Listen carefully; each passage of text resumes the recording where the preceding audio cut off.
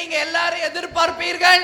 மிக முக்கியமாக உங்களுக்கு இந்த செயற்குழு பொதுக்குழுவிலே நான் சொல்லணும், ஏற்கனவே நான் சொன்னது போல கூட்டணி குறித்த அறிவிப்பு உரிய நேரத்தில் சரியான முறையில் உங்களுக்கு அறிவிக்கப்படும் என்பதையும் இந்த நேரத்திலே நான் தெரிவித்துக் கொள்கிறேன்.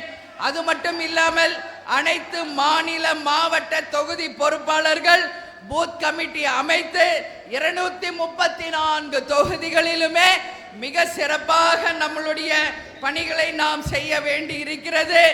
அது மட்டும் இல்லாமல் இன்றைக்கு உங்கள் அனைவரையும் நான் கேட்டுக்கொள்வது, வெகு விரைவிலே தமிழ்நாடு முழுக்க 234 தொகுதி பொறுப்பாளர்களை அறிவித்த பிறகு தமிழகம் முழுவதும் நானும் விஜய பிரபாகர் அவர்களும் தலைமை கழக நிர்வாகிகளும் தமிழகம் முழுவதும் பட்டி தொட்டி எங்கும் சுற்றுப்பிரயாணம் வந்து கழகத்தை சந்தித்து உங்கள் அனைவருக்கும் நிச்சயமாக ஒவ்வொரு கிராமம் முதல் 234 தொகுதிகளுக்கும் வருவோம் என்பதையும் இந்த நேரத்தில் நான் தெரிவிச்சுக்கிறேன்.